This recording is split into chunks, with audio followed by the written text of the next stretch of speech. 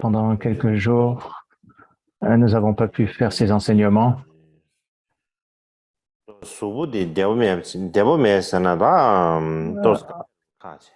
En fait, j'étais pas très en forme. C'était assez difficile pour moi. J'avais une sorte de syndrome grippal et que c'était difficile.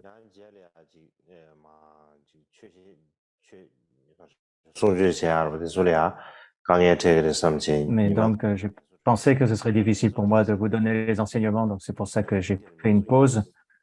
En fait, je me suis reposé, mais ça n'a que de nom, le repos. Parce qu'en fait, j'ai eu beaucoup d'autres choses à faire.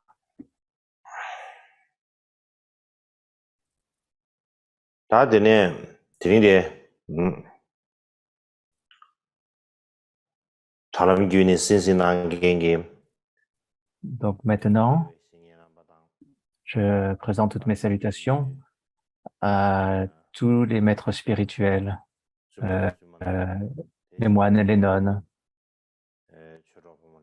ainsi que tous les frères et sœurs du Dharma qui écoutaient cet enseignement à travers Internet.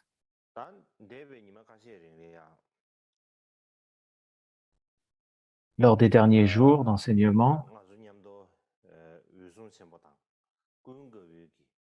nous avons discuté brièvement des histoires de Mahakashapa et d'Ananda, ainsi que d'autres informations de base. Aujourd'hui,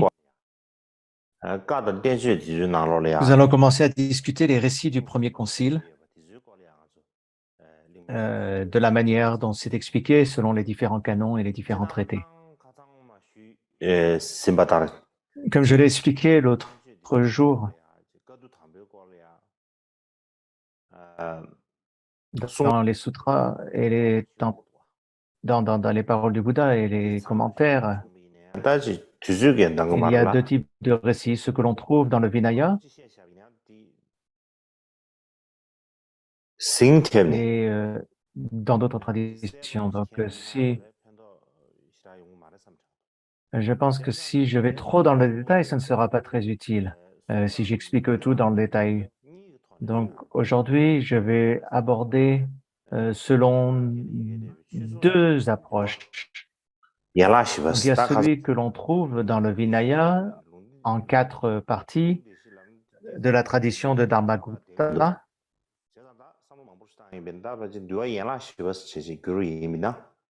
Peut-être que de dire les 4 textes du Vinaya n'est peut-être pas la meilleure traduction, mais traduire ceci par les 4 branches du Vinaya, ce serait peut-être mieux.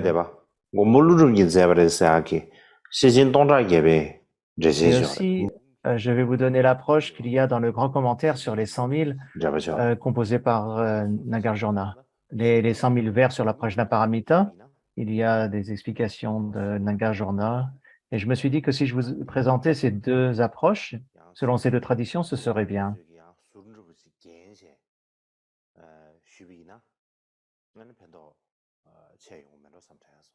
Alors, parmi ces deux approches ou ces deux traditions, je vais commencer par vous expliquer ce qui est exprimé dans le Vinaya en 4 branches de la tradition de Dharmaguptika. Pas Dharmagupta, Dharmaguptika.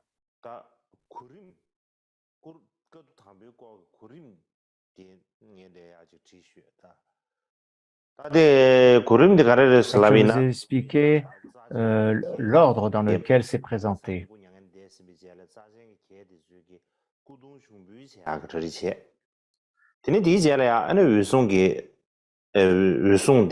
Donc, dans un premier temps, ce sont les préparatifs des malas pour les malas, c'est une région, enfin c'est un peuple, pour la crémation. Ensuite, Mahakashapa qui apprend le paranirvana du Bouddha. Ensuite, Mahakashapa qui va voir le corps défunt du Bouddha pour la dernière fois. Ensuite, la décision de tenir le concile. Ensuite, le bhikkhu de Vriji qui a enseigné le Dharma à Ananda, puis Ananda qui, en pratiquant avec diligence, a atteint le résultat. Ensuite, ce qui concerne tous les préceptes mineurs, puis les 7 fautes d'Ananda, les 7 fautes que Mahakashapa a trouvées chez Ananda, et la compilation de Vinaya par Upali,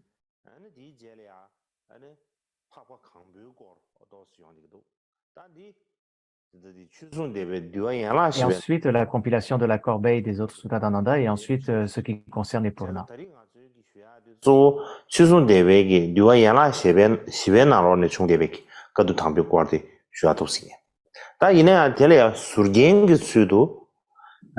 Donc voilà le plan sur lequel on va aborder ces enseignements. Mais aussi, en parallèle, je vais vous expliquer ce qui est présent dans le Vinaya en 5 branches, ainsi que dans le Theravada de Kadanka. Parce que l'ordre de la présentation et l'ordre de cette présentation est légèrement différente selon ces deux. Donc, je vais prendre bien sûr comme base ce qui est expliqué dans le Vinaya en 4 branches, mais en parallèle, en plus, je vais vous montrer ce qu'il y a dans le Vinaya en 5 branches. Donc,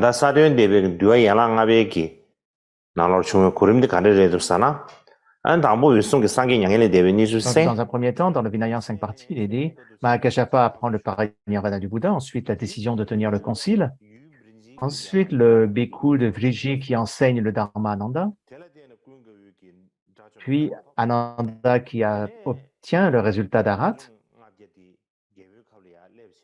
puis les 500 Arats qui arrivent à Rajgir, à Vaishali, pour faire les préparatifs. Ensuite, Mahakashapa qui interroge Upali sur le Vinaya, puis Mahakashapa qui demande à Nanda la corbeille des sutras. Ensuite, la discussion concernant les préceptes mineurs, puis ensuite les 6 fautes d'Ananda. Ensuite, la nécessité de garder tous les préceptes mineurs sans distinction. Donc, la discussion qui a lieu à ce sujet. Puis ensuite ce qui concerne les Purna. Puis, à la fin, la dernière section, c'est comment Ananda apprivoise les 7 bhikkhus, ou le dont, ou discipline des 7 bhikkhus. Donc, il y a quelques points qui sont légèrement différents de ce que l'on trouve dans le Vinaya en 4 branches.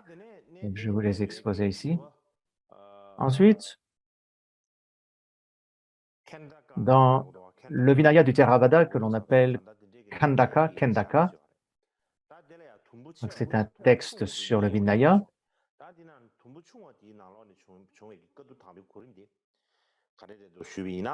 Les points les plus fins, il y a une description des points les plus fins sur la discipline, et ici, ils exposent le plan de l'ordre dans lequel le concile s'est créé. D'abord, Mahakashapa apprend le parinirvana du Bouddha, ensuite l'inclusion d'Ananda parmi les bhikkhus, puis les 500 bhikkhus qui se rendent à Rajgir et font les préparations, ensuite Ananda qui obtient le résultat d'Arat.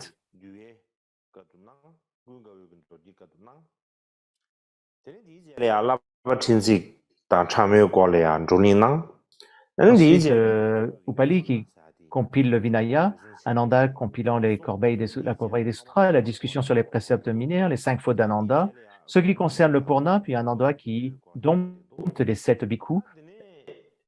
Ensuite, la servante qui offre la robe du Dharma. C'est probablement l'histoire d'une simple servante dans un palais qui offre les robes du Dharma à Ananda. Puis ensuite, les vers résumés,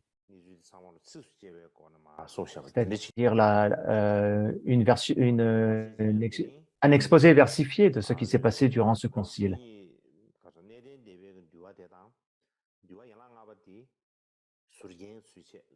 Donc, le Vinaya du Theravada, selon Theravada, et le Vinaya en 5 parties, je le présenterai en tant que complément, mais ma base, c'est basé sur celui en 4 branches. Donc, demain et après-demain, ce sera des vacances, mais ensuite, je vous expliquerai la présentation selon la tradition tibétaine.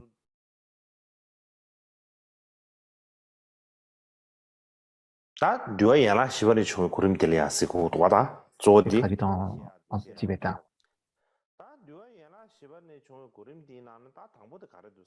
Donc, la première chose, donc selon le Vinaya en 4 branches, la première section, c'est les malas qui préparent le corps du Bouddha pour la crémation.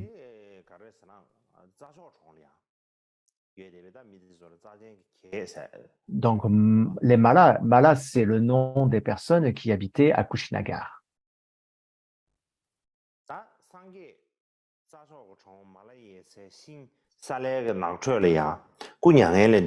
Après que le Bouddha soit passé dans le nirvana, dans une forêt d'arbres salas à Kushinagar, les malas, ses habitants, enveloppèrent son corps dans un tissu de coton. Puis, à l'extérieur de celui-ci, ils enveloppèrent encore de 500 couches, de 500 tissus supplémentaires. Dans le Vinaya, on retrouve beaucoup le nom 500. Ça arrive souvent, mais je me demande si c'est vraiment à prendre au pied de la lettre. Est-ce que 500, cela ne signifie pas simplement plusieurs centaines ou un grand nombre? Un peu comme on dit des centaines, mais ce qui veut dire un grand nombre. Mais dans le Vinaya, on dit qu'ils ont d'abord emballé le corps dans un tissu propre, puis ensuite 500 autres draps supplémentaires. Puis, ils le placèrent à l'intérieur d'un cercueil en fer ou de parfum. Ils l'ont scellé. Puis, ils ont fabriqué un autre cercueil dans lequel ils ont placé le cercueil en fer.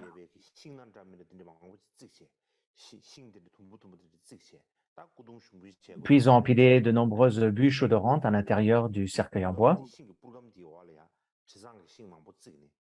Donc, sous le cercueil en bois, ils ont mis un grand nombre de bûches odorantes, en dessous, pas à l'intérieur. Donc, à ce moment-là, les malas ont essayé d'allumer le bûcher, mais alors qu'ils s'apprêtaient à allumer le feu n'a pas pris. Le feu s'est éteint de lui-même. Sans que personne ne l'éteigne, il s'est éteint de lui-même. Ensuite,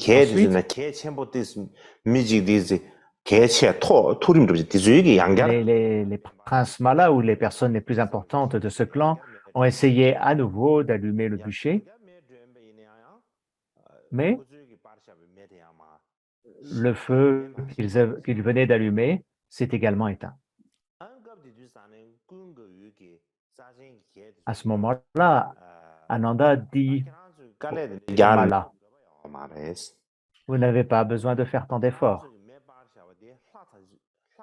Les dieux ont éteint le feu que vous venez d'allumer. C'est ce qu'a dit Ananda. Donc les malas ont répondu à Ananda et ils ont posé la question, mais pourquoi? Parce qu'ils ne savaient pas pourquoi Ananda disait cela. Alors ils demandèrent ils ont demandé à Ananda pourquoi les dieux ont éteint notre feu. Ananda leur a expliqué qu'un Mahakashapa, accompagné de 500 bhikkhus, était actuellement en voyage, en chemin depuis Pava jusqu'à Kushinagar, pour se rendre sur les lieux. Donc à ce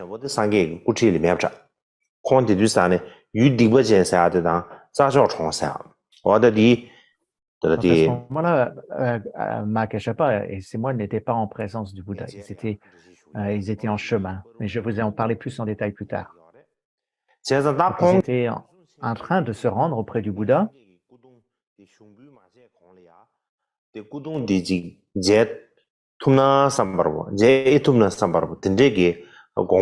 Et ils avaient vraiment le souhait de rencontrer la dépouille du Bouddha avant la crémation.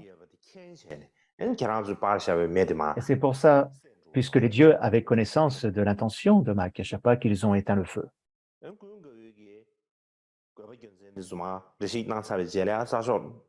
c'est ce que Ananda leur a expliqué. Donc, quand ils entendent dire cela, les manas ils répondirent à Ananda, vénérable Ananda, s'il en est ainsi, nous allons attendre un moment, comme le souhaitent les dieux, nous allons attendre Mahakashapa.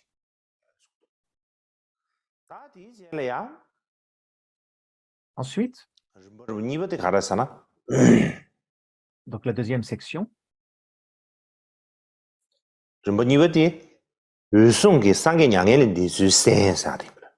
va discuter de ce que du moment où Mahakashapa a entendu parler, a appris la mort du Bouddha.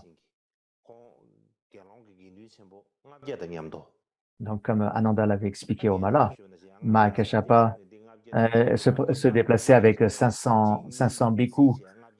Alors, comme je viens de vous le dire, hein, quand on parle de 500, je ne sais pas s'il faut les compter 1 plus 1 plus 1 qui finissent par faire 500, mais peut-être que 500, ça montre simplement qu'il était accompagné de beaucoup de bhikkhus et il se rendrait depuis la région de Pava jusqu'à Kushinagar. Il était en chemin entre ces deux régions. En Inde, dans le passé, il y avait 16 grandes contrées, ou 16 royaumes, ou 16 contrées.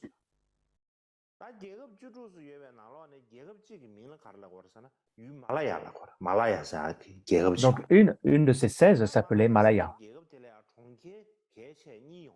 Et il y avait deux villes principales dans Malaya. Donc, une, c'était Kushinagar, et la deuxième, et la seconde, c'était la ville de Pawa.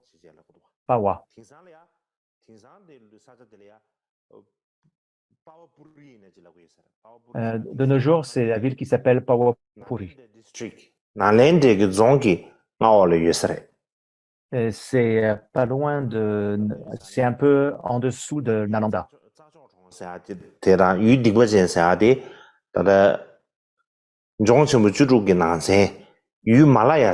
Donc, Kushinagar comme Pava sont deux villes importantes de cette contrée ou de ce royaume qui s'appelait Malaya.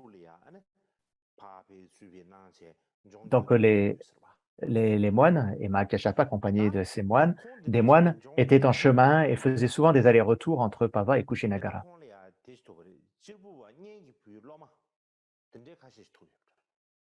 Donc, lorsque Kashapa voyageait entre Pava et Kushinagara, il a rencontré des étudiants, des disciples de la secte Jain. Et ces Jain qui tenaient des fleurs Mandarava du moment où le Bouddha atteint le parinirvana.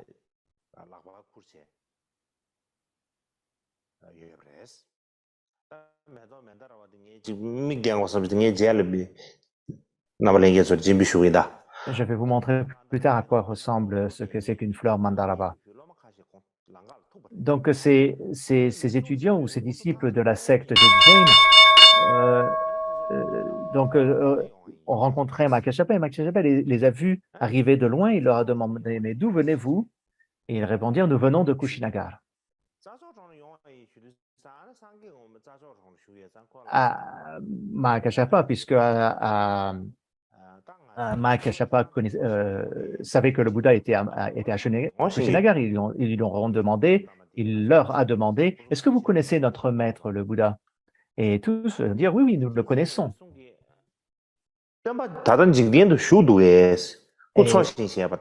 Et Mahakashapa leur posa la question, est-il encore présent en ce monde? Est-il encore vivant?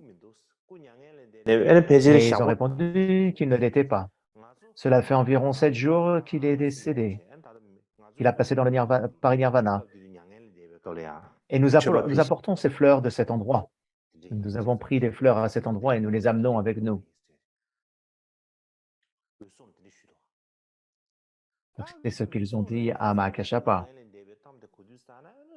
À ce moment-là, lorsque Mahakashapa apprit le décès du Bouddha, Mahakashapa était très triste. Mais comme il était un arat, il n'a pas eu la même réaction que quelqu'un d'ordinaire. Ce n'était pas la tristesse d'une personne ordinaire. Par contre, les bhikkhus de la Sangha qui accompagnaient et qui n'étaient pas libres de l'attachement et du désir, eux aussi entendirent parler du passage dans le parinirvana du Bouddha.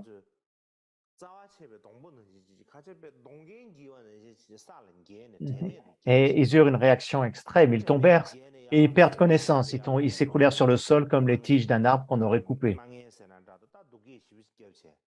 Et ils pleuraient, ils criaient de souffrance, de tristesse. Oh, le Tathagata s'est éteint trop tôt. Les yeux de notre monde se sont fermés. Les enseignements que nous verrons vont-ils disparaître, etc. Alors que d'autres bhikkhus, donc certains s'étaient écroulés, ont perdu connaissance, et d'autres bhikkhus, eux, se roulaient par terre, se tordaient sur le sol, un peu comme on roule des bûches sur le sol. Ils se roulaient dans un sens, puis se roulaient dans un autre sens. Et ils se demandaient, mais pourquoi est-ce que le Tathagata est parti dans le nirvana aussitôt? Donc, il y avait beaucoup de bhikkhus, il y en avait 500. Alors, il y avait un moine qui s'appelait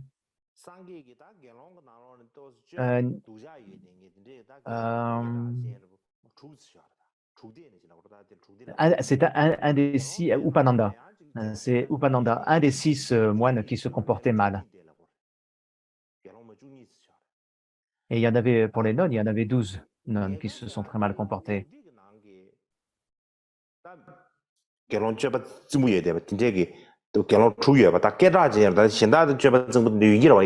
Upananda était très connu particulièrement parmi ces 6 pour être le plus mauvais.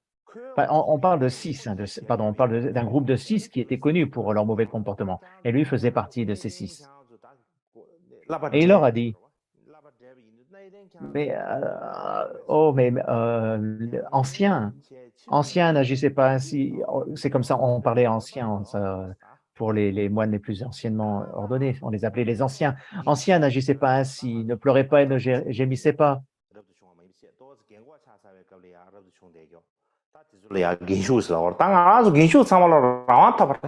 Et nous qui avons pris les vieux alors que nous sommes âgés, nous sommes maintenant libres.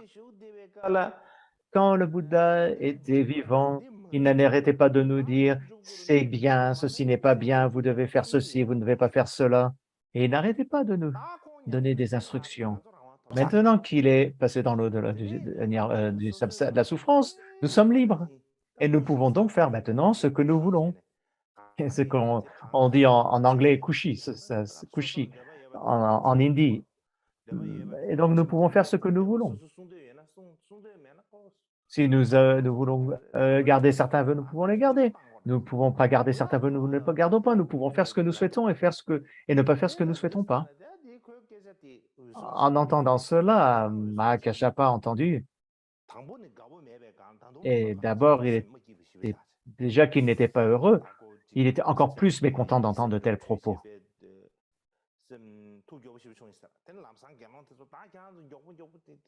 Non, et il dit au Bouddha, au moine, il dit à ces moines, donc prenez vite vos robes et votre bol de Noon et nous devons aller au plus vite voir le visage du Bouddha une dernière fois avant que sa dépouille ne soit incinérée.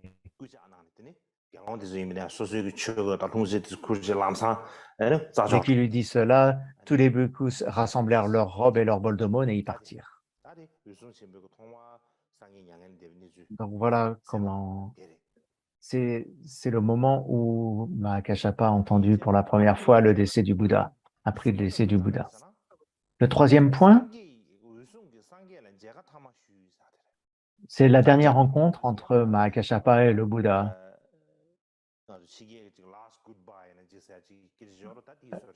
Comme on pourrait dire en anglais, last goodbye, ou en français, le dernier au revoir au Bouddha.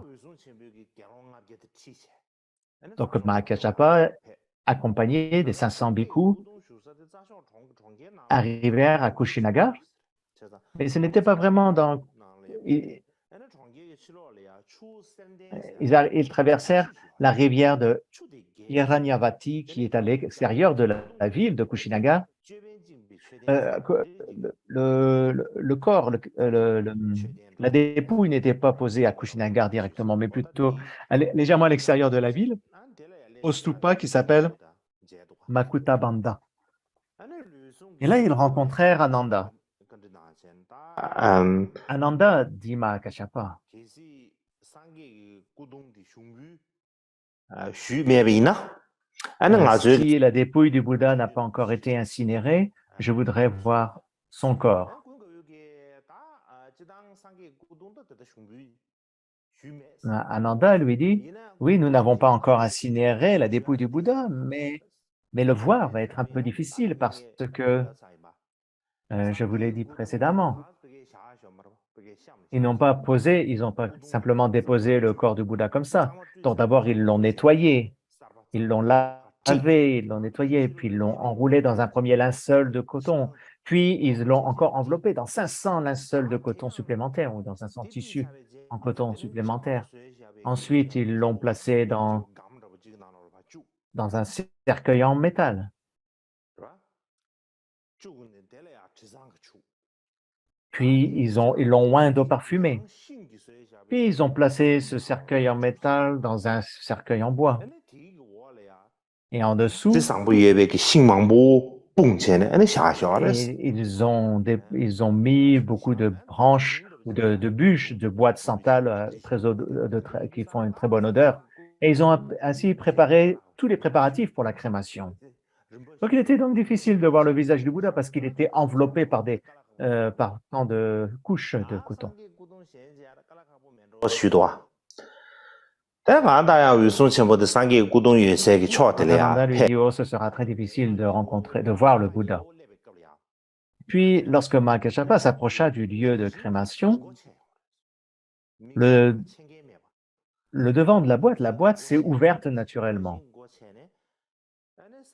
Le devant de la boîte s'est ouvert naturellement et un des pieds du Bouddha était visible.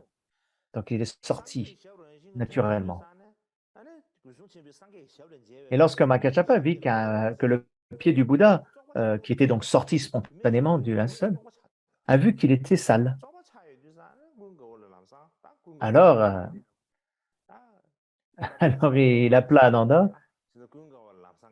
Donc, comme c'était lui le serviteur, hein, tous les problèmes revenaient à Ananda. Donc, il appelait Ananda et lui dit,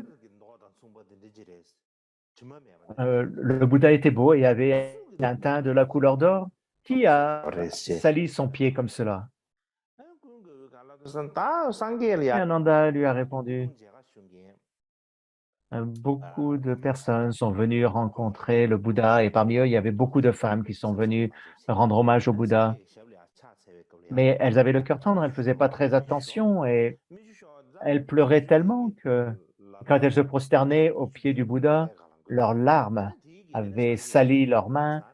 Et puis quand elles touchaient avec leurs mains sales les pieds du Bouddha, le pied du Bouddha s'est sali.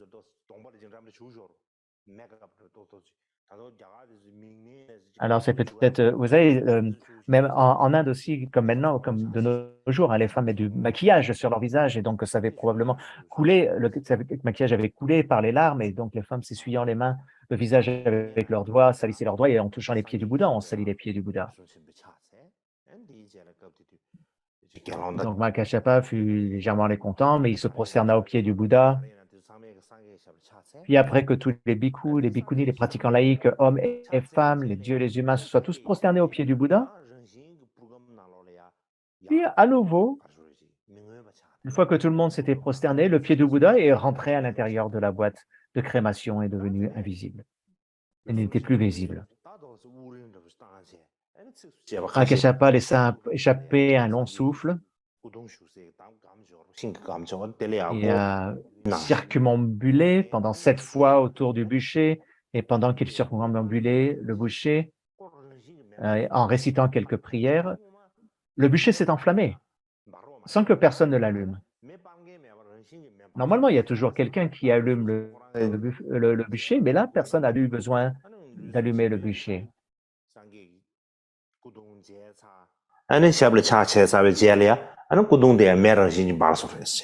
Donc, une fois que Ma Kassapa s'était prosterné, avait rencontré la dépouille du Bouddha et avait circumambulé autour du bûcher, pendant qu'il circumambulait, le bûcher s'est enflammé spontanément. Donc voilà la rencontre, la dernière visite du Bouddha, de Ma Kassapa au Bouddha. Donc, prenant cette opportunité que beaucoup de moines étaient réunis, après la crémation, Ma Kassapa a profité de cette occasion pour dire à la Sangha des bhikkhus: alors que je voyageais ici, Upananda a dit aux bhikkhus: anciens, ne vous comportez pas comme cela, ne pleurez pas, cela ne sert à rien de pleurer, de gémir, parce que nous sommes âgés, maintenant nous sommes libres, nous sommes maintenant indépendants. De son vivant, le Bouddha n'a cessé de nous dire: ceci est bien, ceci n'est pas bien, vous devez faire ceci, vous devez faire cela. Donc maintenant qu'il est décédé, nous sommes libres et nous pouvons faire ce que nous voulons. Si nous souhaitons respecter certaines règles du Vinaya, nous pouvons les respecter. S'il y en a d'autres que nous ne souhaitons pas respecter, nous ne les respectons pas. Nous pouvons faire ce que vous voulez. Donc, Ma Kassapa a dit: je pense que nous devrions tous nous réunir et organiser une discussion. Sinon, une discussion sur le pratimoksha, sur les vœux. Sinon, les non-bouddhistes vont dire toutes sortes de choses et nous mettre dans l'embarras. Ils vont dire: oh, lorsque le Bouddha était vivant, tous les moines s'appliquaient bien à la discipline du Vinaya. Et maintenant, lorsque le Bouddha n'est plus là, il n'y a plus personne qui s'applique vraiment à la discipline du Vinaya. Donc maintenant que le Bouddha est parti, nous devons convoquer la plupart des nombreux grands arhats qui sont très juridiques, qui ont reçu beaucoup d'instructions du Bouddha. Donc,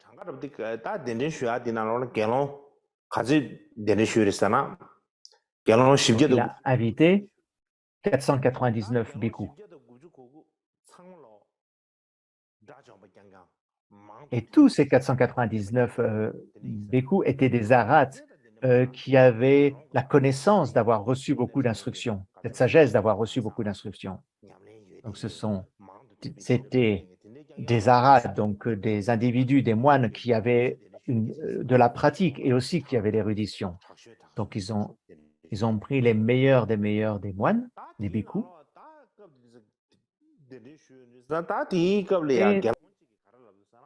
et à ce moment-là, un des bhikkhus exprima l'opinion suivante: Ananda doit venir avec nous, il doit participer à ce concile avec nous. Ma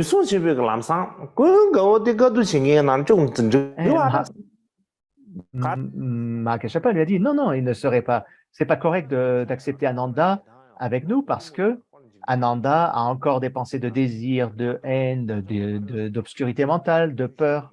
Donc ce n'est pas un arhat. Donc il est encore sur la voie de l'apprentissage, il n'est pas passé dans l'au-delà de l'apprentissage ou de le non-apprentissage. Donc il ne veut pas participer.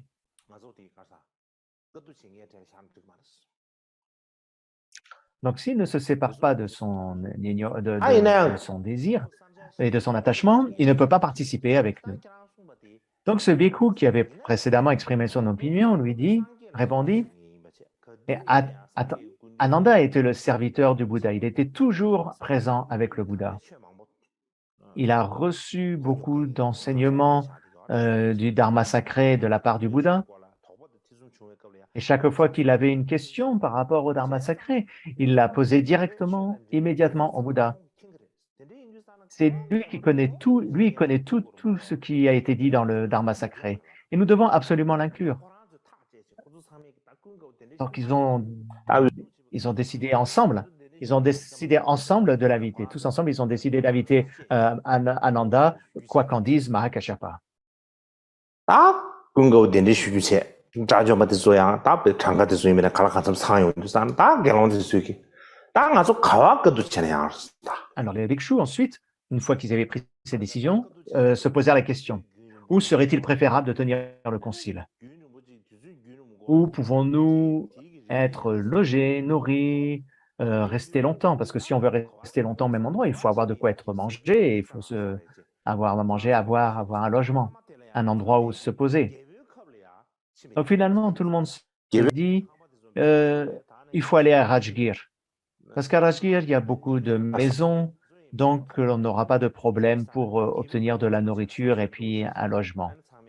Donc, le Rajgir est l'endroit le plus approprié pour tenir le concile. Donc, à la fin, Mahakashapa dit au bhikkhu, donc, si j'ai invité donc tous ces bhikkhus, et si tout le monde est d'accord, nous pouvons partir pour Rajgir afin de tenir le concile. Et donc, ils partirent tous en direction de Rajgir. Donc, dans un premier temps, en partant de Kushinagar jusqu'à Rajgir, on passe par Vaishali. Donc, ils sont partis en direction de Vaishali. Voilà ce qui est expliqué dans le Vinaya en 4 branches. Maintenant, voilà ce qui est expliqué dans le Vinaya en 5 branches. Il y a des légères différences dans l'exposé. Donc ici, après le paranirvana du Bouddha, Mahakashapa séjournait dans un lieu qui s'appelle Markatabhadra, à Vaishali. C'est un petit lac dans la région de Vaishali. Il séjournait au bord de ce lac avec 500 bhikkhus. Et cela, Nanda n'était pas là. Et à ce moment-là, il dit au bhikkhu, quelques jours encore, alors que je me rendais à Kushinagar depuis Pava, j'ai entendu dire que le Bouddha était passé dans le nirvana. Et à ce moment-là,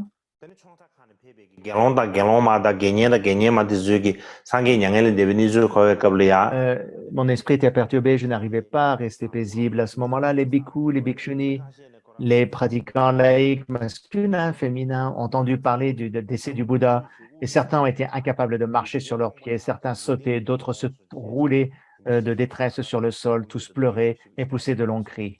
Le monde est vide, l'œil du monde s'est fermé, etc.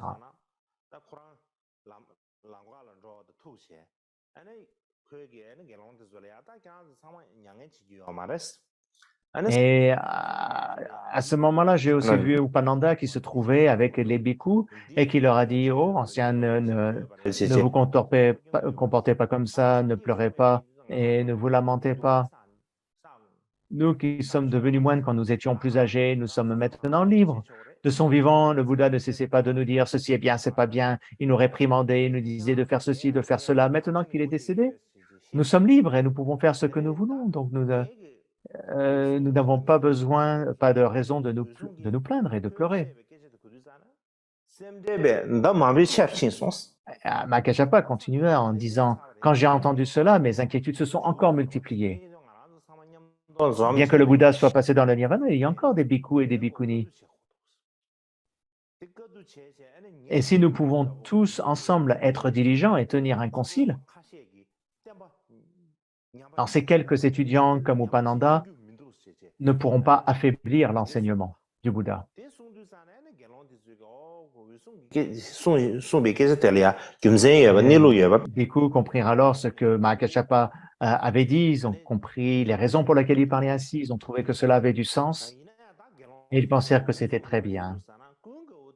Les moines dirent à Mahakashapa, « Ananda a toujours été présent avec le Bouddha, son esprit est très vif, il a reçu beaucoup d'enseignements.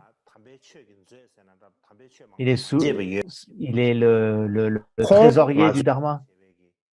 Il serait donc normal qu'il soit inclus parmi nous pendant que nous tous, les bhikkhus, nous tiendrons ce concile.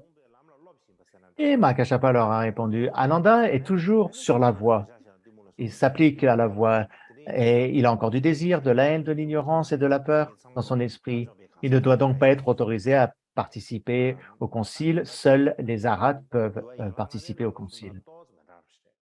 Donc il y a cette petite différence dans le Vinaya en 5 branches, mais d'une manière générale, cela dit la même chose.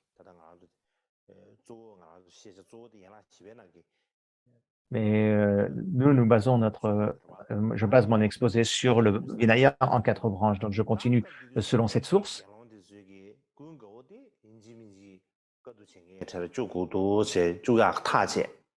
Donc ils décidèrent d'aller inviter et d'aller rencontrer Ananda et de l'inviter.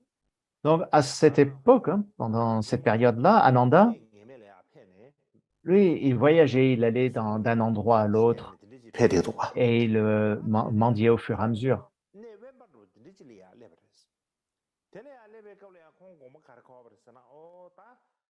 Un jour, il est arrivé dans un endroit assez éloigné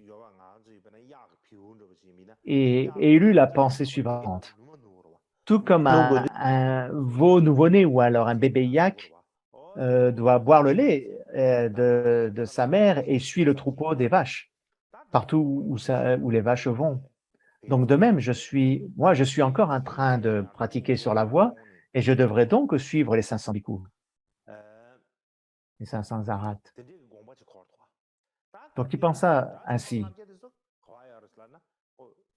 Et alors qu'il pensait ainsi, à ce moment-là, les 500 bhikkhus, les 500 arhats aînés, mentionnés précédemment,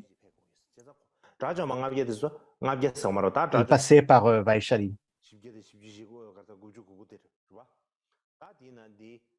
Donc, Mahakashapa et les 499 bhikkhus traversaient la route de Vaishali. Et Ananda, lui aussi, se trouvait à Vaishali.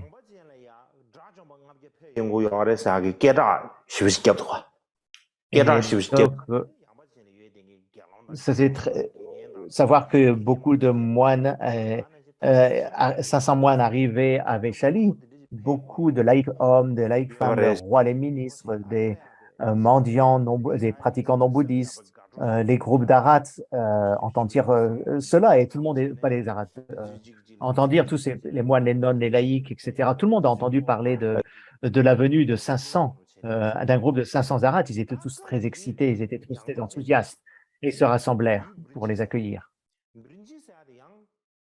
Mais à ce moment-là, à Vaishali, il y avait un bhikshu qui s'appelait Virji. Donc, dans une ville des 16 contrées, il y a une ville qui s'appelait Vriji. Et il y avait un des moines un bhikkhu de Vriji qui s'était rendu à Vaishali. Et lui, il avait le pouvoir de clairvoyance, il avait l'œil divin et la télépathie. Et il se dit, Ananda est actuellement à Vaishali. De nombreuses personnes se rassemblent pour voir ce qui se passe et s'interrogent les uns et les autres. Donc moi-même, je devrais aller regarder si Ananda est vraiment libre ou non de tout désir. Donc il entra dans un samadhi, une expérience profonde de méditation, et il regarda. Et il ne veut pas utiliser la clairvoyance directement, il faut d'abord qu'il rentre dans une sorte d'absorption méditative, puis il regarde. Et en regardant à travers sa clairvoyance, il vit que Ananda avait toujours du désir. Et il se dit, Ananda n'est pas un arhat. Donc je devrais peut-être lui dire quelque chose pour lui faire naître un peu de renoncement, de la lassitude envers ce monde. Donc il se rendit auprès d'Ananda et il lui dit ce quatrain, ce vers, ou ce verset, pardon. Rester dans la solitude près d'un arbre et orienter son esprit vers le nirvana, pratiquer les dhyānas et être appliqué. Quel besoin de parler? Cela signifie. Donc, si tu te rends dans la solitude près d'un arbre et que tu médites et que tu pratiques le dhyana, cela suffit avec application. À quoi ça sert de parler, d'enseigner le dharma? Il faut d'abord atteindre l'état d'arhat. Ensuite,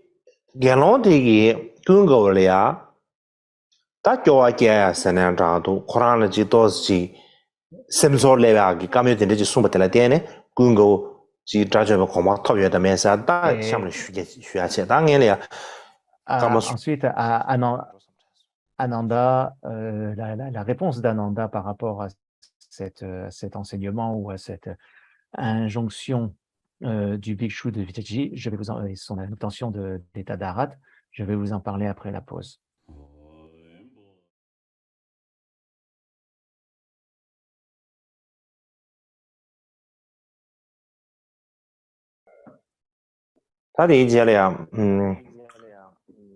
Ensuite,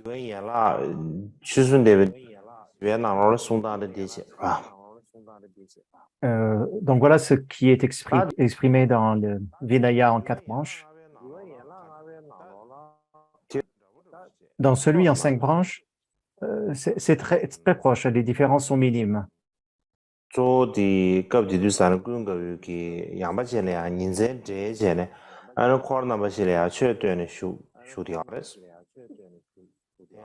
Donc tous les moines et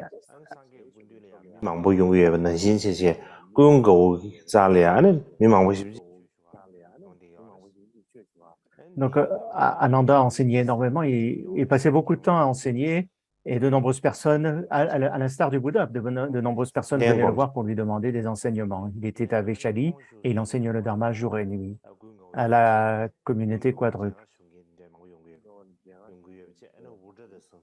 Donc il y avait beaucoup de monde. Il y avait beaucoup de monde qui allait voir Ananda pour recevoir les enseignements. Et à ce moment-là, le bhikkhu de Vijri, qui pratiquait la méditation des dhyānas, hein, la stabilité mentale, et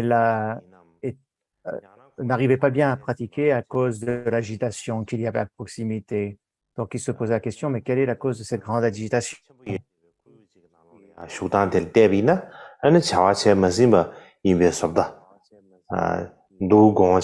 Et puisqu'il y avait donc beaucoup de monde, il y avait cette grande agitation, son esprit était incapable de se reposer calmement et de pratiquer les méditations d'absorption méditative.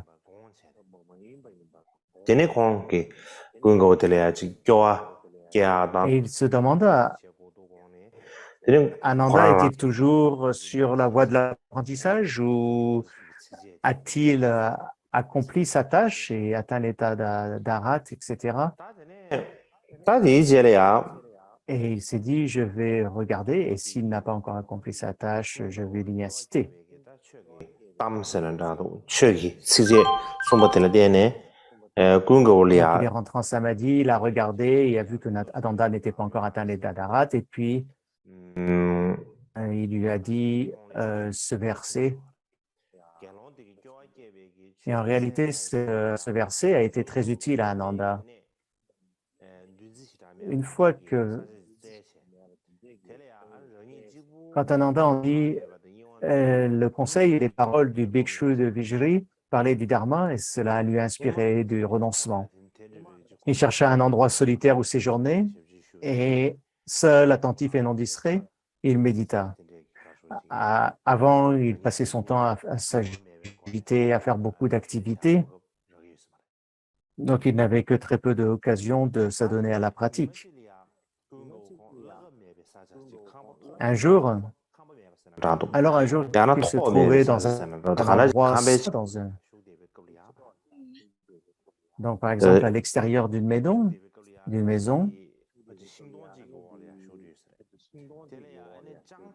donc il y avait quelques arbres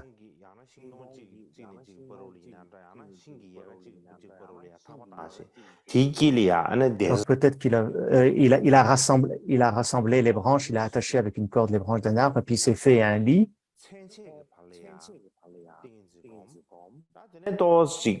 Puis il passa la moitié de la nuit à méditer. Et puis quand il en avait marre, il faisait les 100 pas. Il marchait simplement. Et il faisait la méditation de la marche méditative. Parce qu'il y a une méditation qui existe en marchant, à faire en marchant. Donc il faisait la méditation en marchant, ou alors il passait son temps, la moitié de aussi une partie de la nuit à méditer. Donc il a passé la nuit complète à pratiquer avec diligence. Donc le matin, à l'aube, il était extrêmement fatigué physiquement. Il s'est dit, aujourd'hui, je suis vraiment fatigué, je dois me reposer un petit peu. Alors il s'est assis sur son coussin, et comme il était vraiment fatigué, il a pensé qu'il devrait dormir un peu. Mais au moment où sa tête allait toucher l'oreiller, à l'instant même où la tête allait toucher l'oreiller, il a soudain fait une expérience extraordinaire, telle qu'il n'en avait jamais eu auparavant. Et simultanément, et à ce moment-là, Ananda a finalement atteint l'état non souillé et est devenu un arhat. Et à ce moment-là, il a prononcé ce verset. J'ai reçu beaucoup d'enseignements, j'ai toujours honoré le Bouddha. Maintenant, j'ai mis fin à la vie et à la mort. Gautama, aujourd'hui, je vais dormir. Cela signifie que dans sa vie, il a reçu beaucoup de types d'enseignements. Il a aussi, en tant que serviteur, toujours honoré et servi le Bouddha. Mais maintenant que j'ai mis fin à la vie et à la mort, je suis devenu arhat. Alors Gautama, roi des Sakyas, maintenant comme je suis fatigué, je vais dormir. Ça, c'est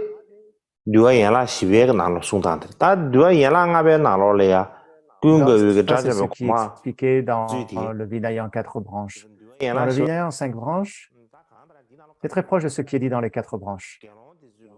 Les bhikkhus dirent à Ananda, tu ferais mieux d'atteindre l'état d'arhat, de finir ton travail ou d'accomplir ce que tu as accompli rapidement, parce que Kashyapa va tenir le concile sur le Vinaya et tu n'en feras pas partie. À ce moment-là, entendit le verset prononcé par le bhikkhu de Vijri. En plus de cela, il comprit qu'en plus, il ne serait pas admis dans le concile de Mahakashyapa. Il passa toute la nuit à pratiquer diligemment le Dharma. Donc, il pratiquait la marche méditative pendant la moitié de la nuit et l'autre moitié, il faisait la méditation de dhyana, tout en essayant d'atteindre le résultat. Cependant, il a passé ainsi la nuit à méditer, mais il n'obtint pas de résultat. Alors,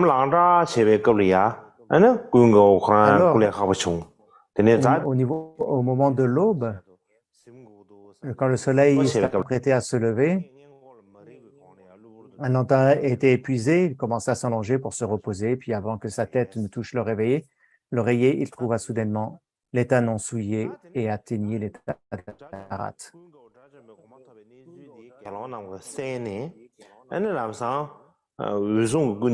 Donc, les bhikshus apprirent alors qu'Ananda avait atteint le résultat d'arhat et ils allaient rapidement voir Mahakashyapa et dire Ananda a atteint hier le nirvana. Nous devrions donc l'inclure dans le concile sur le Vinaya.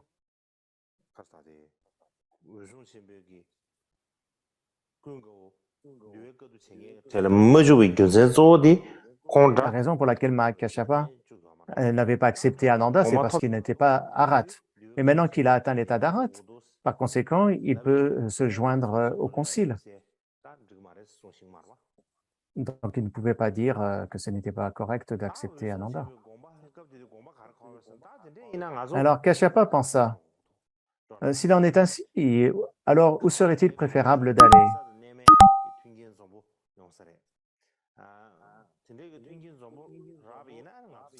Où pourrons-nous aller où nous retrouverons toutes les conditions favorables pour pouvoir bien, dans des bonnes conditions, compiler le Vinaya?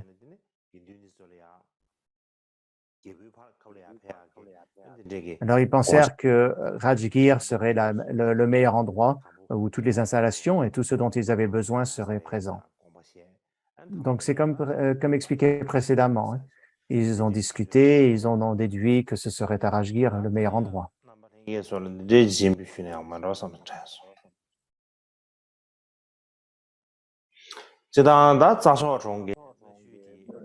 Ça, c'est une photo de Kushinagar. Et en dessous, c'est les ruines de Vaishali. Et maintenant, les ruines aussi que l'on a à Rajgir. Rajgriha en sanskrit. Donc la route entre Rajgir ou Vaishali et Kushinagar. Donc, j'ai regardé sur Google Maps. Entre Rajgir et Kushinagar, et il faudrait 59 heures pour y aller à pied. Donc, si quelqu'un veut y aller à pied, environ 59 heures, il faudrait pour une personne normale pour y aller.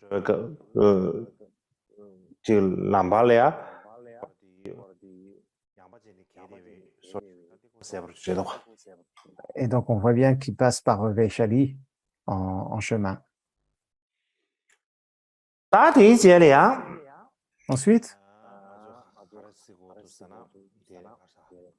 de quoi ce que je vais donc vous discuter ou vous parler, ce qui est exprimé dans le Vinaya en 4 branches.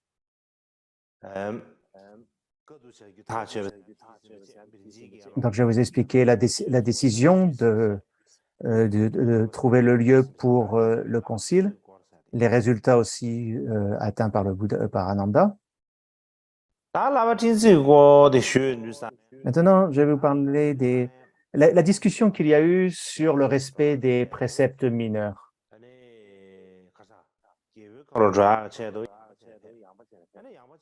Donc, d'abord, ils se rendirent à Vaishali, puis ils étaient sur le chemin de Rajgir, donc entre Vaishali et Rajgir.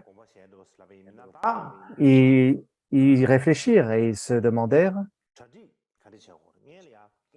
quels préparatifs devons-nous faire? Devons-nous d'abord chercher un gîte et des lits ou d'abord discuter du Vinaya?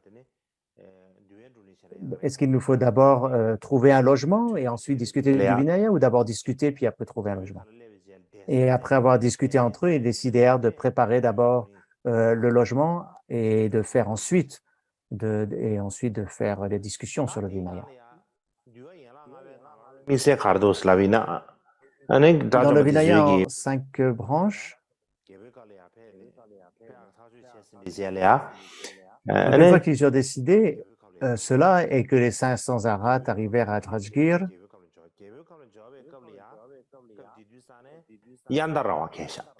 c'était le début du mois de la saison des pluies. Donc, il y a 3 mois. Il y a 3 mois pour la saison des pluies et c'est le premier. C'est le premier des 3 mois de la saison des pluies. Ils arrivèrent donc au début du premier des 3 mois de la saison des pluies. Donc, ils ont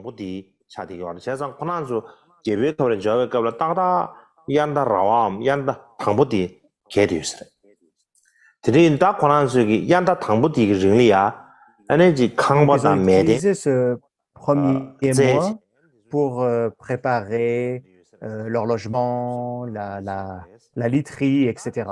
Et pour réunir les conditions matérielles. Puis au cours du 2e mois de la saison des pluies, ils sont tous rentrés en dhyana pour méditer les expériences profondes des samadhis. Puis, au troisième mois de la saison des pluies, ils se sont tous réunis en un seul endroit et pour commencer le concile. Donc, au moment de commencer, Mahakashapa leur dit, s'il vous plaît, vénérable, veuillez m'écouter. Si la Sangha est prête à disposer, à partir d'aujourd'hui, nous inviterons Upali et nous lui poserons des questions sur le Vinaya des bhikkhus et des bhikkhuni. Donc,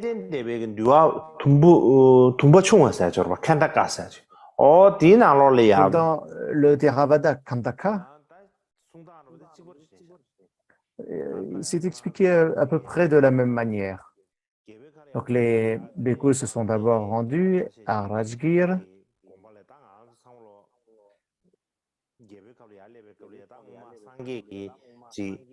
Et quand ils arrivèrent à Rajgir, ils se rappelèrent que dans le passé, le Bouddha avait fait l'éloge de la réparation et de la restauration des choses. Lorsque l'on arrivait quelque part, il fallait préparer, il fallait réparer ce que l'on utilisait. Donc, ils se disaient que lorsque l'on arrivera à Rajgir, nous passerons le premier mois à réparer le logement, à rafistoler ce qui est à faire. Puis, quand arrivera le deuxième mois, nous commencerons le concile pour compiler le Dharma du Vinaya. Et donc, ils ont réfléchi ainsi et tous les anciens passèrent ainsi le premier mois à faire les préparations. Les anciens, c'est 500 bhikkhus.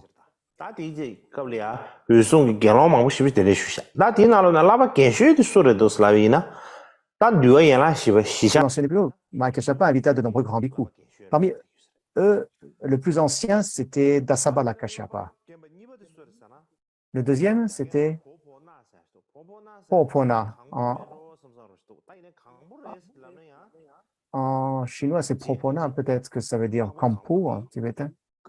Son nom Kampu. Mais plus tard, il y a une discussion sur le fait qu'il soit présent ou pas. Donc, il y a un doute à ce niveau-là. Donc, le plus ancien,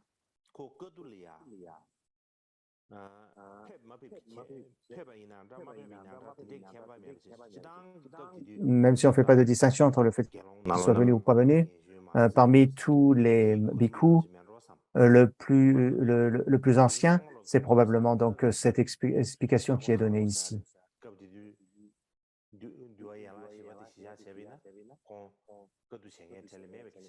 Parce qu'on dit que Popona n'était pas présent lors de ce concile. Mais en tout cas, c'était probablement l'un des plus anciens, ou le deuxième plus ancien. Donc, le deuxième plus ancien, c'était Popona. Le troisième, c'était Mahakashapa. Et le quatrième, Mahakunda.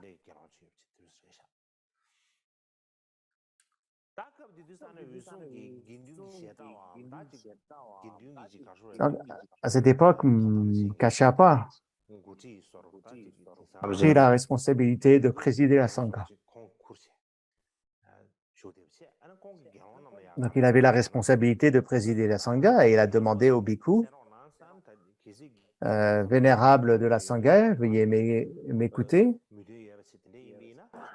Si la Sangha est prête et que vous en avez la volonté, à partir d'aujourd'hui, la Sangha compilera l'ensemble du Vinaya. Donc, il a fait cette annonce. À ce moment-là, Ananda se leva de son siège, s'agenouilla avec son genou droit sur le sol et joignit ses paumes. Et il dit à Kashyapa, j'ai entendu cela du Bouddha et je vous le rappelle maintenant. Une fois, le Bouddha a dit, dans l'avenir, il sera permis aux bhikkhus d'abolir certains préceptes mineurs. Parmi tous les préceptes qui existent, les préceptes qui sont mineurs, il sera permis aux bhikkhus de ne pas les respecter. On pourra les abolir, on pourra s'en séparer. Il dit donc le Bouddha a dit cela. C'est ce qu'Ananda dit à Kashyapa. Kashyapa a répondu à Ananda, À ce moment-là, as-tu demandé au Bouddha d'identifier de quel précepte mineur il s'agissait? Ou est-ce que tu lui as demandé de préciser qu'est-ce qui définissait un précepte mineur ou de quel précepte il s'agissait? Voilà, qu'est-ce qui fait qu'un précepte soit mineur ou pas? Ananda répondit, à cette époque-là, j'étais trop bête et j'ai oublié de demander, de parler au Bouddha de ce sujet. J'ai oublié de lui demander de définir les préceptes mineurs.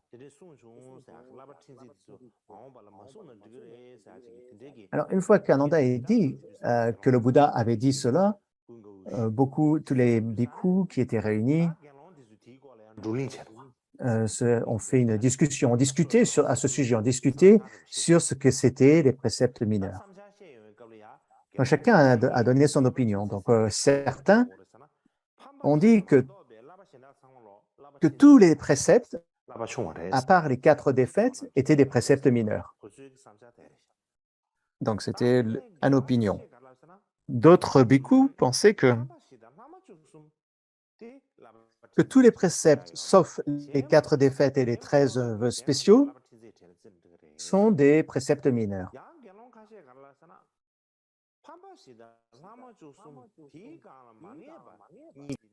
Certains ont dit que tous les préceptes, sauf les 4 défaites, les 13 spéciaux et les 2 vœux incertains, sont des préceptes mineurs.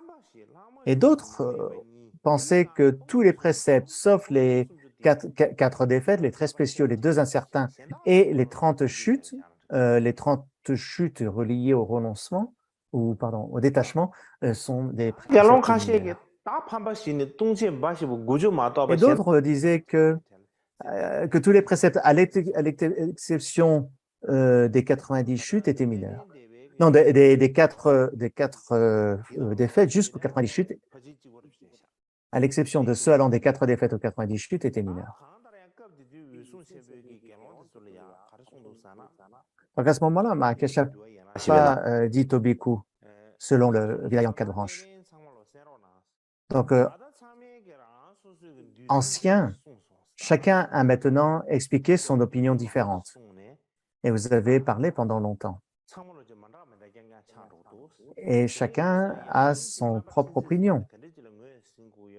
Mais le point principal est que nous ne sommes pas capables d'identifier clairement quels sont les préceptes mineurs. Par conséquent, à partir d'aujourd'hui, nous devons prendre la décision suivante. S'il existe une règle que le Bouddha n'a pas établie précédemment,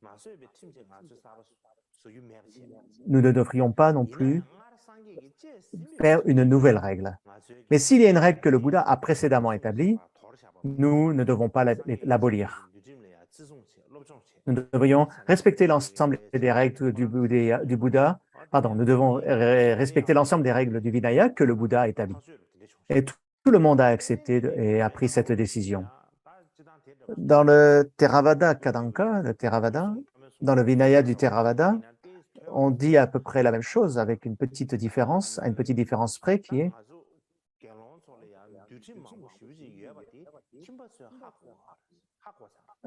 Mahakeshapa aurait dit aux bhikkhus, donc les laïcs savent que nous, les bhikkhus, nous avons de nombreux préceptes. Et ceci, et ils disent, et ils savent quels sont les vœux qui doivent être tenus par les membres des fils du Sakya. Donc, si nous apprenons les préceptes mineurs, certains diront les règles pour les étudiants du grand Gautama disparaîtront bientôt comme de la fumée. Dans le passé, lorsque leur maître était vivant, ils s'appliquaient à la discipline du Vinaya. Et maintenant que le maître n'est plus parmi nous, il ne s'applique plus à la discipline du Vinaya. Donc, si vous tous, les bhikkhus, vous êtes tous d'accord, voilà ce que nous devrions faire. Comme dit précédemment, nous ne devrions pas établir de nouvelles règles que le Bouddha n'ait pas établies et nous ne devions pas abolir les règles que le Bouddha a déjà établies. Au contraire, nous devons conserver et respecter toutes ces règles. Donc, si nous sommes tous d'accord, veuillez vous asseoir en silence. Et si vous avez une autre opinion à partager, veuillez la formuler. Et l'ensemble des bhikkhus s'assirent tous en silence et approuvèrent ainsi son opinion.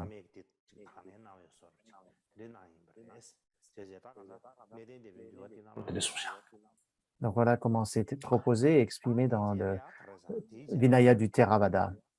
Maintenant,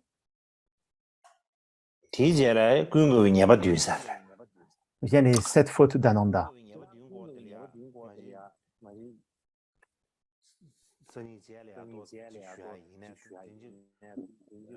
Je voulais peut-être plus vous en parler dans 2 jours, la prochaine fois, mais je vais quand même vous en parler aujourd'hui. L'ordre de ces 7 fautes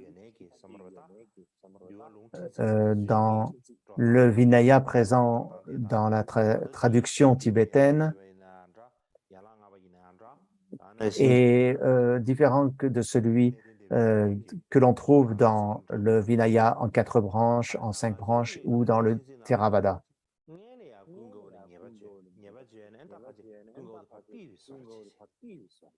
Parce qu'au début, on dit qu'il aurait parlé des fautes à Ananda et ils l'ont expulsé. Et en fait, c'était un moyen pour faire renaître du renoncement en Ananda et le pousser à aller méditer et à atteindre l'état d'Arat. Donc, Makeshapa avait fait ce plan-là de le critiquer, d'exposer ces 7 fautes pour motiver Ananda, lui faire renoncer au monde et l'inciter à atteindre l'état d'Arat pour qu'un puisse revenir. Mais ce n'est pas exposé ainsi dans le Vinaya en 4 branches. Parce que d'abord, Ananda aurait atteint l'état d'Arat, puis ensuite, à son retour, et c'est seulement à son retour, lorsqu'il a rejoint la Sangha pour le concile, que Kasyapa a exposé les 7 fautes de Kasyapa.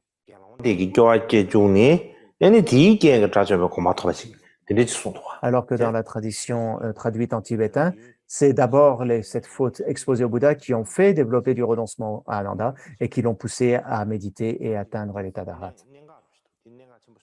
Donc là, ça c'est un point délicat, un point important et délicat. Et je vous en parlerai plus la prochaine fois, au prochain enseignement. Donc selon le Vinaya en 4 branches, Mahakeshapa dit à Ananda, 7 fautes qu'aurait fait Ananda. La première, c'est puisque tu as aidé les femmes à rentrer dans la Sangha et dans le Dharma du Bouddha, ça c'est une faute. Et aujourd'hui, tu dois confesser avec regret. Comme je vous l'ai dit précédemment, je pense que il y a cette nonne qui, Bumgamo, en tibétain, qui fait beaucoup de problèmes à Mahakeshapa. Hein. Peut-être que Mahakeshapa n'osait pas trop parler à Ananda directement lorsque le Bouddha était en vie, mais alors que le Bouddha était décédé, tout de suite Kasyapa est allé d'emblée vers Ananda et lui a dit, voilà, tu as fait une erreur, voilà quelle est ta première erreur, ta première faute. Mais qu'a répondu Ananda, ô grand vénérable, j'ai agi en connaissance de cause. Et Mahaprajapati avait été très bonne envers le Bouddha parce qu'elle l'a élevé après le décès de sa mère. C'est elle qui l'a élevé, c'est elle qui l'a élevé, c'est elle qui l'a éduqué. C'est Mahaprajapati. Donc c'est pour ça que je l'ai soutenu. Donc, je ne pense pas que c'est une faute, mais puisque tu me dis que c'est une faute, maintenant que j'ai confiance en toi, et comme j'ai confiance en toi, je l'avoue maintenant avec regret. D'accord, j'accepte que ce soit, je ne dis pas que je n'ai pas fait d'erreur, j'ai confiance en toi et j'avoue donc que c'est une faute et je le regrette. Alors la deuxième faute qui lui est reprochée, Mahakeshapa lui dit, le Bouddha t'a dit à 3 reprises que tu devais être son assistant, mais tu n'as pas accepté. Et ça, c'était une erreur. Alors aujourd'hui aussi, tu dois te confesser avec regret. Et Ananda lui a répondu, je ne l'ai pas fait intentionnellement. Ce n'est pas par manque de respect, mais l'opportunité d'être l'assistant du Bouddha est extrêmement difficile à obtenir. C'est pour ça que j'ai dit que je me sentais incapable de le faire.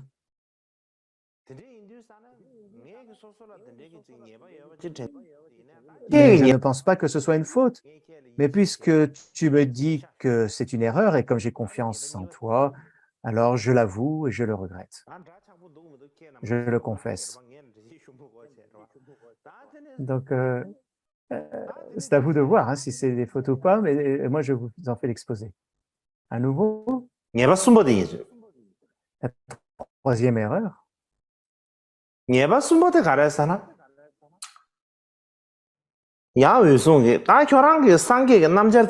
nouveau, Kashapa dit, lorsque tu cousais la robe, le namjar, la robe extérieure du Bouddha, tu as intentionnellement marché sur la robe du Bouddha. Parce que, par exemple, quand certains couturiers vont tenir la robe vont tenir le tissu avec leurs pieds ou avec leurs genoux. Donc, toi, tu as fait exprès de marcher sur la robe du Bouddha et de la tenir avec ton pied, etc. Donc, ça, c'est une faute. Et aujourd'hui, tu dois le confesser avec regret. Il a vraiment cherché les petits défauts, les petits problèmes chez Asanga. Donc, il avait vraiment cherché ce qu'il avait fait comme erreur. Donc, il a dit, voilà, tu as marché intentionnellement sur la robe du Bouddha et ça, c'est une faute.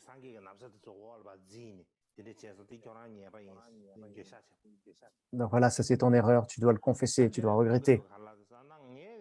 Et Ananda répondait, je n'ai pas fait cela par orgueil, je n'ai pas fait exprès je n'ai pas fait volontairement de marcher sur la robe du Bouddha par orgueil. Donc je ne pense pas que c'est une faute, mais puisque tu me dis que c'est une erreur et que j'ai confiance en toi, je l'avoue, je le regrette. Donc maintenant on est à la quatrième faute.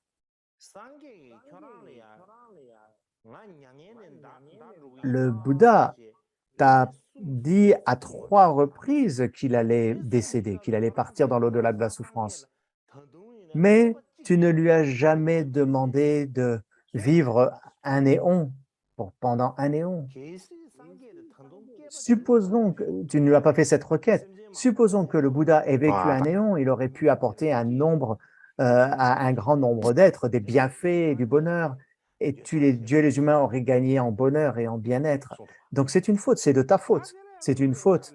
Et aujourd'hui, tu dois le confesser et le regretter. Et Ananda lui répondit, « Oh, vénérable Mahakashapa, je ne l'ai pas fait intentionnellement, je n'ai pas oublié de faire cette requête au Bouddha intentionnellement. À cette époque, j'étais possédé par les maras, par les démons, et je n'ai pas été capable de demander au Bouddha de ne pas passer dans l'au-delà de la souffrance. Donc, c'est peut-être parce que je n'ai pas compris ou que j'avais oublié, et je ne donc pense pas que ce soit ma faute, parce que je ne l'ai pas fait intentionnellement, mais comme tu dis que c'est une erreur et que j'ai confiance en toi, je le confesse maintenant avec regret. Quatrième. Cinquième faute. À nouveau, Kashapa lui dit, lorsque le Bouddha était vivant, une fois, il t'a demandé de lui apporter de l'eau, mais tu ne lui as pas apporté. Et ça, c'est une faute. Et il t'a demandé d'apporter de l'eau et tu ne lui as pas apporté de l'eau, donc tu ne l'as pas fait aujourd'hui. Tu dois te confesser et le regretter. Et Ananda lui a répondu, ce n'est pas que je voulais intentionnellement ne pas lui apporter de l'eau, mais à ce moment-là, les 500 chariots, beaucoup de chariots avaient traversé cette eau. À l'époque, il n'y avait pas de voiture, donc c'était des charrettes, des calèches. Donc il a dit 500 calèches, et encore une fois, on a ce nombre de 500. 500 calèches sont passées et ont traversé cette eau, et l'eau a été salie. Donc je me suis dit que si l'eau a été sale et que j'offrais de l'eau sale au Bouddha qui était urgescente, alors il serait malade. Et c'est pour ça que je ne lui ai pas offert. pas apporter de l'eau. 아, Et 결항 Akashapa lui répondit, ah, tu aurais quand même dû lui offrir cette eau. Parce que le Bouddha a le pouvoir de transformer l'eau sale en eau propre. Donc, puisqu'il t'a demandé, apporte-moi de l'eau, tu aurais dû lui apporter. Mais tu ne l'as pas fait. Ananda a à nouveau répondu, c'était pas volontaire de ma part, je ne pense pas que ce soit une faute, mais comme tu le dis et que j'ai confiance en toi, je l'avoue et je le regrette. Ça, c'est la sixième faute. Et la septième? La sixième, pardon.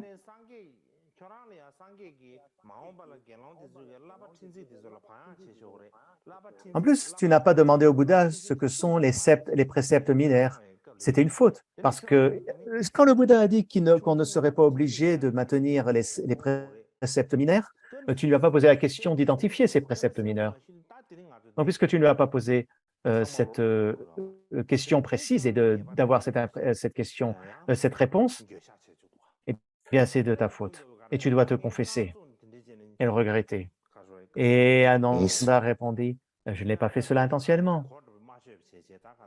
À cette époque, je n'ai peut-être pas compris ou j'ai oublié de demander au Bouddha quels étaient ses préceptes mineurs.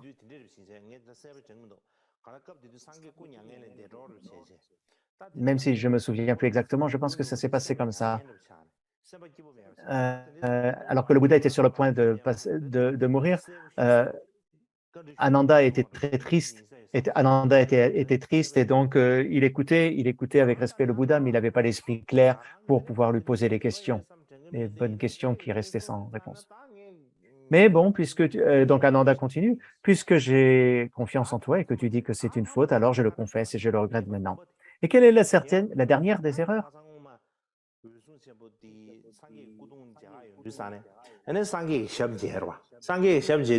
Et comme je l'ai dit, Kasyapa, quand il est allé rendre hommage, le dernier hommage au Bouddha, il a vu que le pied du Bouddha était sale. Et Ananda avait répondu que c'était les femmes qui avaient les mains sales parce qu'elles s'étaient salies les mains avec leurs larmes, et qu'en touchant avec les mains sales les pieds du Bouddha, tout en se prosternant, elles ont touché les pieds du Bouddha et que cela a fait que les pieds du Bouddha étaient sales.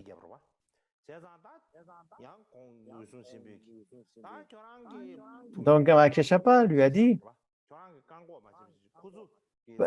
que tu n'as pas empêché les femmes de salir les pieds du Bouddha, ils ont été sales, donc c'est ton erreur, c'est une faute, et tu dois absolument te confesser et regretter. Et Ananda lui dit, mais je n'ai pas fait exprès que les pieds du Bouddha soient sales. Les femmes n'ont pas été très attentives, elles donc ont pleuré en se prosternant devant le Bouddha, et leurs mains étaient mouillées de larmes, et elles ont comme leurs mains elles étaient sales avec les larmes, la poussière, elles ont sali les pieds du Bouddha. Et donc, je ne pense pas que ce soit une faute, mais comme tu dis que c'est une faute, comme toi tu me dis que c'est une faute et que j'ai confiance en toi, je l'avoue et maintenant je regrette.